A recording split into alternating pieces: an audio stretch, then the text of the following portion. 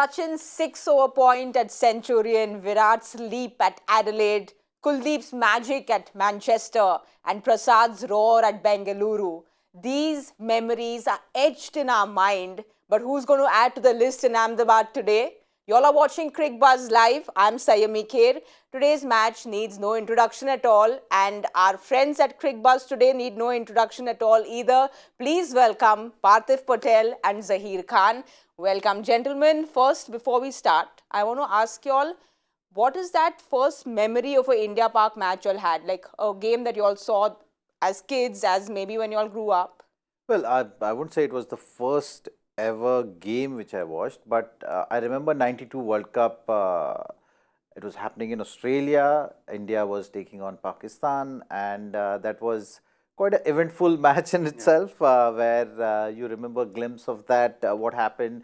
Srinath bowled a lovely spell. There was a partnership building, and that Miyadad and Kiran More episode, which no one can forget. So yeah, I think that 92 game memory was very clear and distinct in my head. Yeah, for me also the 92 World Cup game, and obviously also a 96 one where that Wakar Yunus was smashed by Ajay Jadeja, and then Amir Sohail episode. But I think 92 World Cup game where that inspired a lot of youngsters like me. I was only 7-year-old to take up cricket and wanted to become Sachin Tendulkar. The kind of inning which he had played there. So I think that 92 is something which inspired me to take cricket, and 96 is, I remember, completely ball by ball game, because like a cricket fanatic, what had happened in that game and how we were getting smashed in first 10 overs and making a comeback and winning a quarter-final game. So I mean, India-Pakistan games are India-Pakistan games. You don't forget any one of those, even whether 2003 1 or 99. So all the games have been eventful, but I think 92 and 96 are very, very fresh in my memories. Well, it's 2023 now, and what happens today, because India and Pakistan both coming in confident, they've both won 2 games each. Both had a little bit of trouble. India against Australia, we were 3 wickets down for 2 runs, and Pakistan against Sri Lanka also had a big chase, and Rizwan and Abdullah kind of helped them win. So you think this game is very close, evenly poised, 50-50, or do you think someone has an advantage, Zach? Well, when you're talking about India-Pakistan game, these numbers are just a reference point, isn't it? Yeah. When you get in the game, both the teams will be up for it. It's going to be a high-pressure encounter. Both the teams will be looking to set the tone for the game. I think that is something which is going to be very important. We've seen over the years that in these kind of games, if you don't start well, then the word pressure, which you often talk about, it just doubles, triples, and things get out of hand very quickly. So I think that is something is always looked at very keenly, that how the teams are holding their nerves, and today's game will be no exception for that. I feel it's going to be all these numbers which you're showing is just a reference point.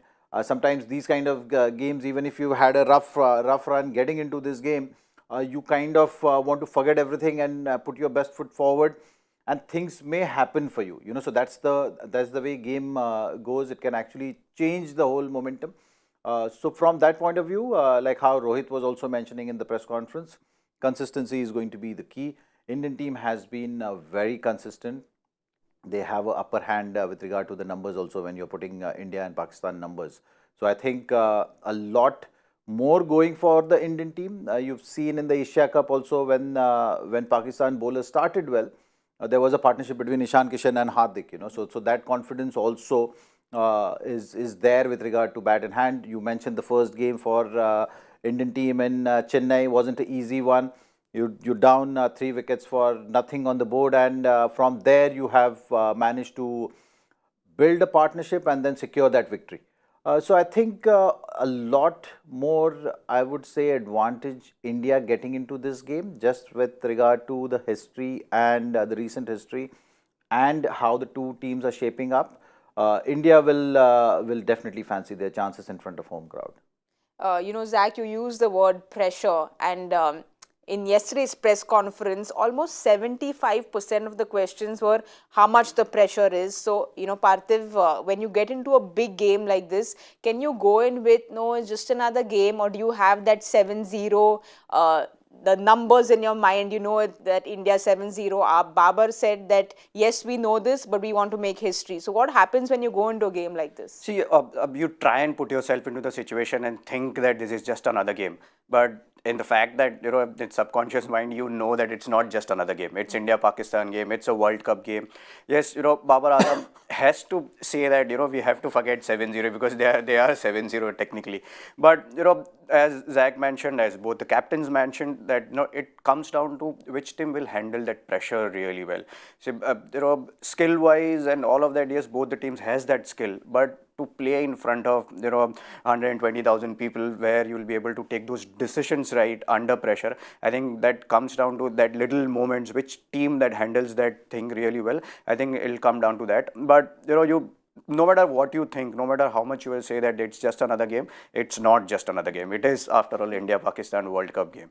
Well, we were talking about pressure, and it's almost like we've been doing Cricbuzz live for some time, but when it's an India-Pakistan match, there's suddenly so much pressure in the studio. There's this buzz that happens. So what happens to a player, Zach, when you're actually going on physically? Do you feel that, yes, mentally there's that pressure, but maybe as a keeper, do you like tense up your hands, or like what happens physically when there is this kind of pressure?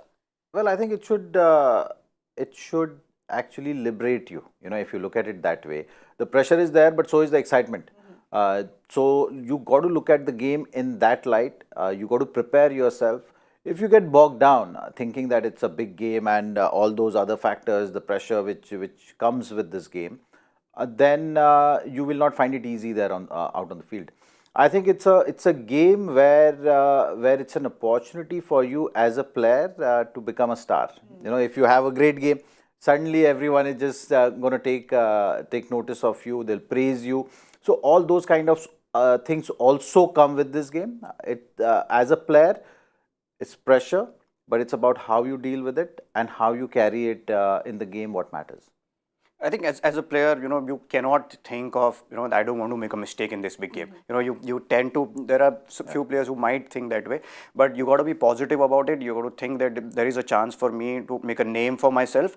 And, as a player, as an athlete or as a cricketer, you live for this kind of opportunity. It doesn't come that often. World Cup game comes once in 4 years. So as a player, you should be looking forward to it. And I'm sure both the teams, looking at the scenario, how they've prepared, both the teams are looking forward to this big game and make a name for themselves. Well, India's off to a winning start because we've won the toss and we've decided to bowl first. And PP and Zach, the big news is 99% available is 100 and plus 20% hopefully available today, because Shubman Gill, the only change for India, and this is big news. It's very good news for India, Zach. This is one change that all Indian fans were looking forward to. Yes, absolutely. I think if he's fully fit and available, which is the case, because the medical team must have taken all the precautions getting into this game. He practiced yesterday. Considering all the factors, how the lead up has been for Shubman, it's not going to be an easy one for sure. Just health-wise, physically, it will be strenuous, more strenuous. You're talking about 99%. I think that 20 or 50% will be made up in the game itself, because that's the excitement and energy around this kind of a game. He's an important factor. You've seen how his year has been, how he's shaping up to be a great player. Add to that, you're playing in Ahmedabad. This stadium is something which he's very familiar with, has scored a lot of runs here. And in 2023, look at that conversion rate. 550s and 500s is something, is a standout performance, I would say. Any batter would take pride in these kind of numbers. He's having a terrific year, a little setback hopefully. And Pakistan game, in a way, is going to be an ideal game for him to not think about what's happening around, like, how he's feeling physically. It's just going to be about getting into the game. He's been in terrific form, so it's just about continuing with that. Ishan Kishan misses out, but he also knows what kind of contribution Gill has been providing to the team. So you would want a player like that to be taking the field as soon as he's available.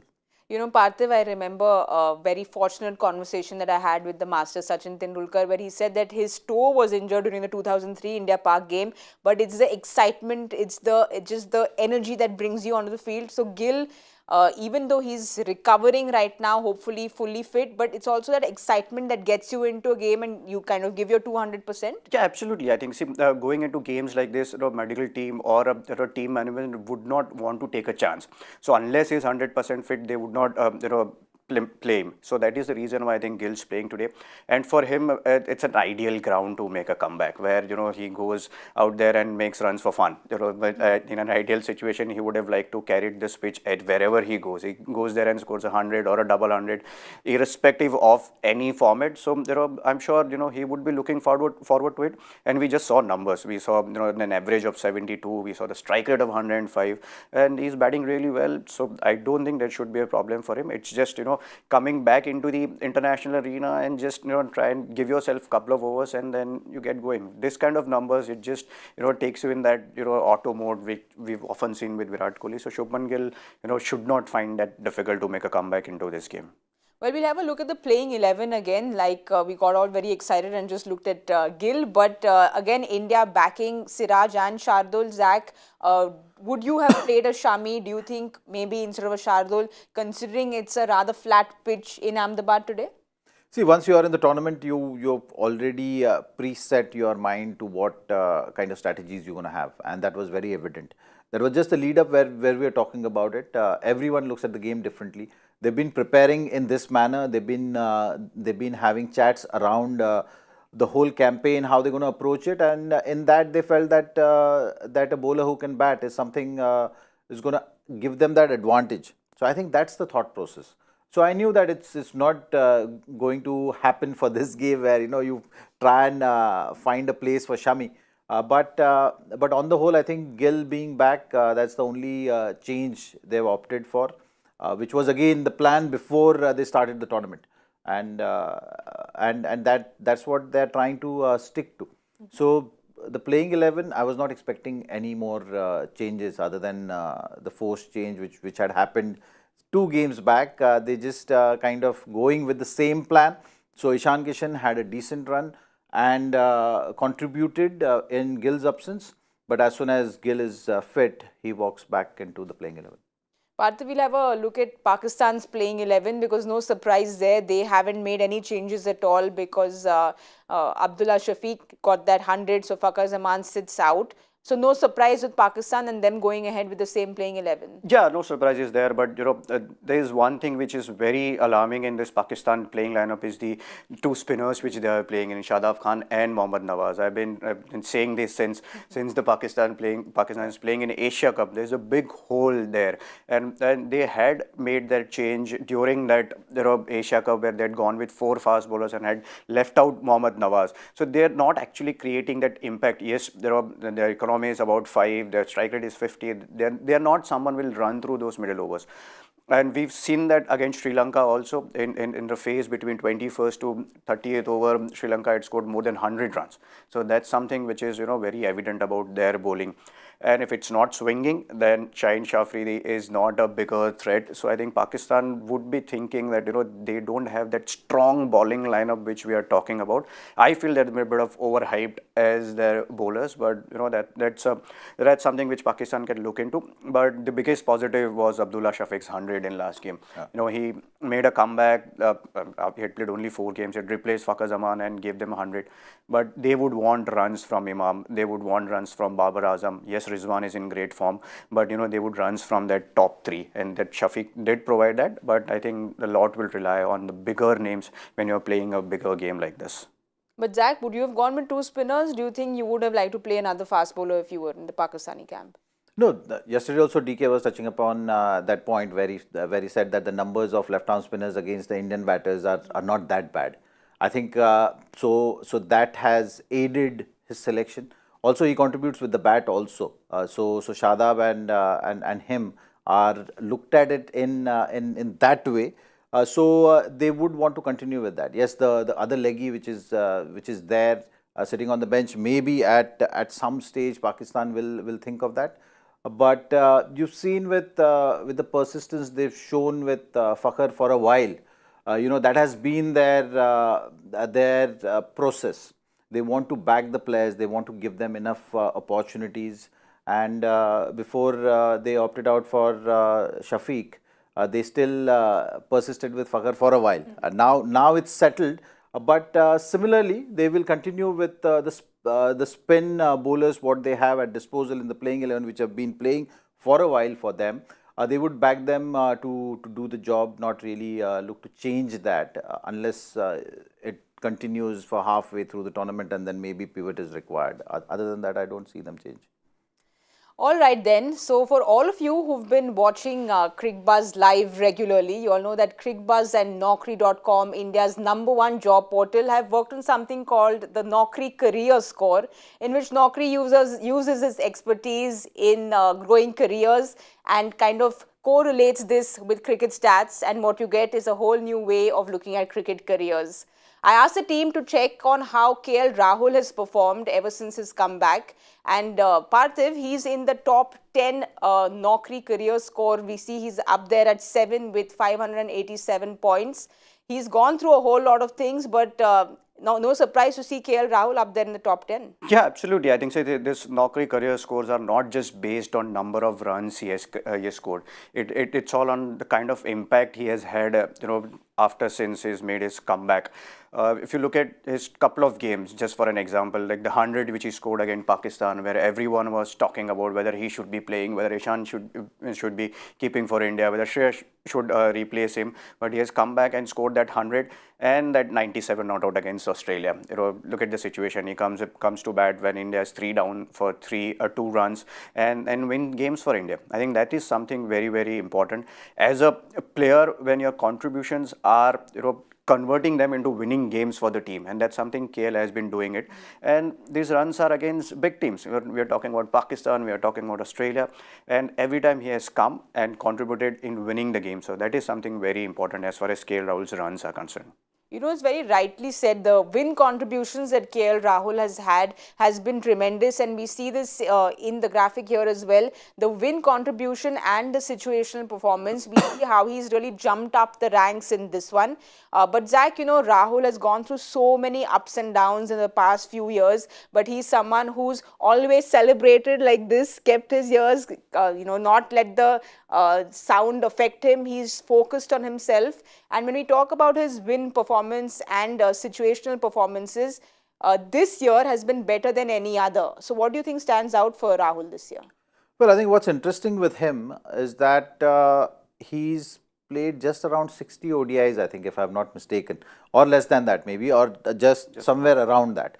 So for him to be around for such a long time, you can recall Rahul has been playing for 8-9 years or something, and still just playing that many ODIs is not the number which it strikes. That number strikes you. Like, I was very surprised to see such low number for him. But the reasons have been injuries. He's been missing games, the stop and start, maybe not getting that consistent long run. All those kind of challenges were at some stage affecting him.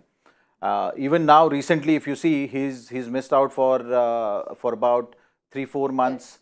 Not played much cricket. I remember him struggling with some wrist injury also, which kept him out of the game for a while. So he's been having good run, but then injuries or something which you can't control have been keeping him away from the game. That doesn't help to consistently stay at that level. You have to again look to cement your place in the team. Maybe someone else in your absence have scored runs, so that puts you under further pressure. So all those kind of things were happening. I think recently you've seen that clear-cut clarity and communication with him. I think that also has eased off that pressure. So you look at the lead up to this World Cup. For a while, we've been hearing that KL Rahul has been put under, like, he's given that responsibility of wicket keeping, and he's been working on that, and he's going to be that middle order batsman for the team. He's usually the opener, so so that communication was very clear, and I think it just helped him settle with his thought process, settle with his preparation, knowing that he is assured of the spot provided he does the things which are required. And it has resulted in consistency as well. So he is looking much more assured, much more relaxed right now. and ticked all the boxes beautifully, came back, started with 100, played a crucial knock in this World Cup itself against Australia, which is going to go a long way for him in the tournament. And also what is important that he finished the game. So that is something also is going to give him a lot of confidence. Well, very rightly said by both of you, because his consistency and his reasons for how he plays under pressure puts him up there in the Naukri career score, and we can just hope that he keeps rising up that ladder in the Naukri career score, and he comes to the party today, because we want Rahul to play against Pakistan today. We'll wait and watch, but for Pakistan, they would want this one hero of their team who's not been really coming to the party, and that's Babar Azam. He's not really had the best two games. Zach, we spoke about this yesterday, where Zach was talking about how Babar scoring runs is very important to Babar, the captain, as well, just to get that confidence under his belt. So he will be looking at this big pressure game to come and perform today. Yeah, I mean, if you look at his numbers, that he has played 6 games against India and he has not scored a 50, and in the last 5 games he's not gone past 30. So he's definitely short of runs. And spoken about his captaincy, we spoke about that during Asia Cup also. He's generally a defensive captain. And when you have not scored runs for your team, you generally go into that shell more. And that's something which we've seen in Babar Azam's captaincy in the last couple of games also, even against Sri Lanka or against Netherlands. So you want your captain to perform, basically. You want your captain to, have that authority when you're scoring runs, when you're addressing that team and you have scored runs. Yes, you have that respect from the dressing room, but if you have those runs behind you, then you can force in that more authority on players, and then you'll be able to take those difficult or attacking decisions which you need to take again if you are looking to win games. And there is no alternative of scoring runs, isn't it? When you have to score runs to and someone like Babar Azam is that glue which Pakistan needs it. If he plays, he'll score runs around 80-90 strike rate. So everyone around him can raise their strike rate. Everyone else can play attacking role which is needed. So yeah, Babar Azam is very, very important player for Pakistan, not just in this game. If he scores runs, and it'll help Pakistan's campaign in this World Cup as well. Zach, apparently Babar's childhood coach used to tell him that you should get in the first ball and you should only get out once the innings is over. So that's the training he's had. He will enjoy playing on the surface today because it's apparently a flat surface, but it's only about managing those expectations of him today. See, we often speak about a batter getting in the zone and scoring runs. So I think that something goes a long way. So if your thought process, your process, your routine as you are batting there out there in the middle, if that is very, very strong, then you will be able to replicate. I think that's what you've seen with great players. Like you look at Rohit Sharma also, you look at Virat also. Once they're in that zone, you know that something big is coming, and that routine is so important. So that is something which Babar needs to figure out. I think the external noise is not easy. If you are showing the numbers to him right now, it's not gonna give him that confidence. It's gonna further put a dent in how he's approaching the game, and I think that's what has been happening. You look at those games against India, 6 games, 128 or something, or 168 is not the kind of player Babar is. So he needs to figure that routine out. He needs to figure how he's going to control those emotions, control those thoughts as he's playing that, as he's building his innings. I think those are the factors. So it's a mental, I would say mental factors more than the game itself. Is something which Babar needs to figure out, because India-Pakistan games are never easy. You often talk about pressure, you often talk about external noise. And I think somewhere it gets to him. That's what the story is building right now. Parthiv, there are a lot of performers, singers, artists in the stadium today, but there's someone who everyone would want to see perform is Rizwan, because he's had 2 great games at century and then a half century, and he's been that perfect support for, because there was so much expected of Babar, but he's come to the party. So lots on Rizwan's shoulders for this game as well. Yeah, he's performing with the bat and he's performing with his cramp also. Both the ways he's performing, isn't he? So that's what he has said. But the numbers are there. The numbers are there for everyone to see the way he's been playing. He opens in T20 format, but in one-day cricket he bats at number 4, plays spin really well. I feel someone who can step out and plays over cover and someone who can sweep. It's very for him. For a bowler, it is very difficult to bowl to him, and that's what he does. And he is cashing on the form which he is in, and that is the reason why if Babar's not scoring, you want Rizwan to score runs, and that's how we played against Sri Lanka. I think that was a very, very important inning for him and for Pakistan as well. You don't want to lose against Sri Lanka because Sri Lanka is relatively not that strong side. So you want those 2 points, and I'm sure that inning would give him a lot of confidence. Not that he was short of confidence because he had already scored runs, but something which we've been talking about. When you score runs, when you come not out, I think that makes a big difference in players' mindset, and especially when you're batting at number 4. And Rizwan's been doing that for Pakistan over a couple of years now in all formats. So I think he's someone is very important, especially when Babar Azam is not scoring runs for Pakistan. Zach, we've seen Rizwan practice the sweep and the reverse sweep a lot in the nets also. But Kuldeep is someone, I remember that he got Babar Azam's wicket in the last World Cup, a beautiful delivery. And Kuldeep's been bowling really well. So he's key for India today as well. And especially against this batting lineup of Pakistan who plays spin so well. It's going to be a great battle. There is no doubt about it. I think how Pakistan starts is going to be very important. If they get that start with the bat, Imam ul Haq and Shafiq, if they set a good platform, then it might get little tougher for him to come in the middle overs, and it will get easier for Babar and Rizwan to consolidate there. But just generally, I think that battle and the form which Kuldeep has shown so far, that wicket-taking form, wickets under your belt always gets you going. As a bowler, your rhythm is good. You're not thinking about what's happening at your end. You're more thinking about how the batters are approaching, what kind of weaknesses they have. So your mind is ticking in that fashion. I think that's what you can expect from this game. Middle overs is going to be so crucial. If you are able to put, say, 2 or 3 wickets in that phase of 11 overs to 35 overs, then I think it's going to be a good bowling effort and good bowling day for the Indian team. They will look at Bumrah also to give that kind of a start.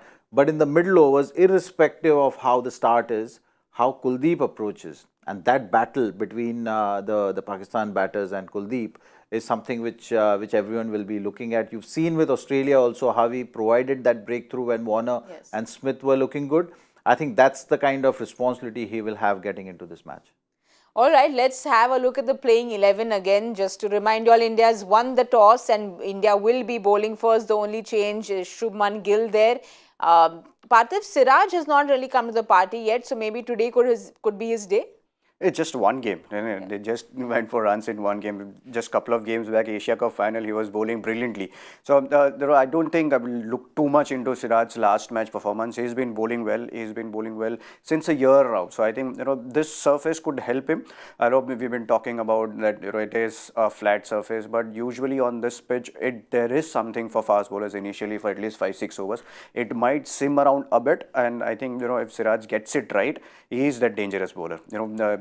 We are talking about an attacking mindset. Siraj has that. He's always looking to take wickets. So yeah, if he gets one early, then you might just see what he had done against Sri Lanka in Asia Cup final. But yeah, I mean I would not go too much into Siraj's last game performance. But yeah, I think he's been bowling well on the whole for a year now.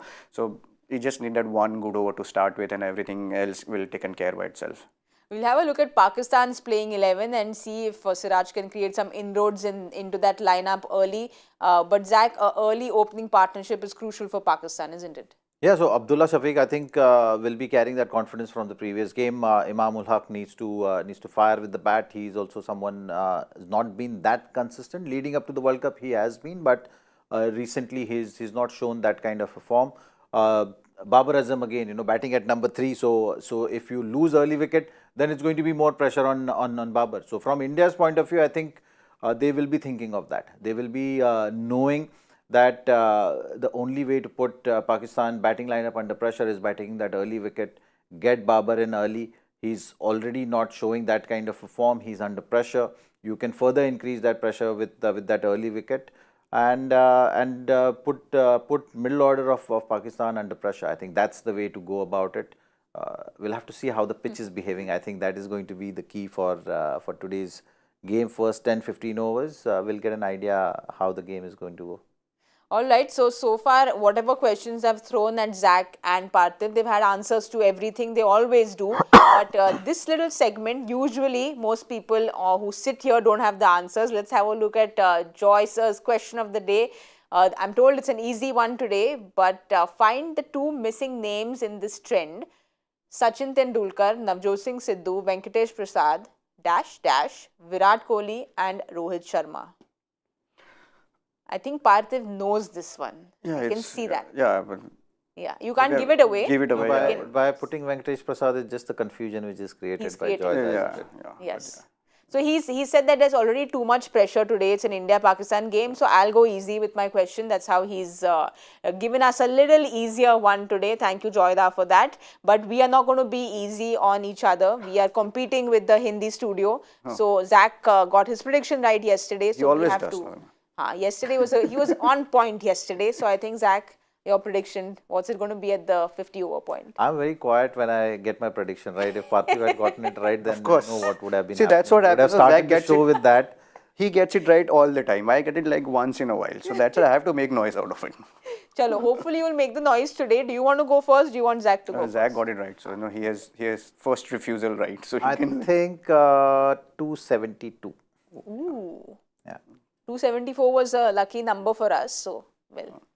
I had 280 in my mind. So, but no, just 283. So we have to keep that. Keep the 10 run gap. Gaurav Kapoor's taught me that we have to keep it close. So I will go 10 runs higher then. 294. So 272, 283 and 293. That's what we're going to do. We're going to play as a team and see that one of us here at the Cricbuzz English studio wins. Right now, there is so much I want to go and do because we've got Zach PP in the house here and we've got Viru and Ashish Nehra and of course Gaurav Kapoor down. So it's a very exciting India-Pak match for me. I can't wait to sit and watch the match with all of them and I can't wait to see you all at the 15th over point at the Cricbuzz Combox. So we'll see you there.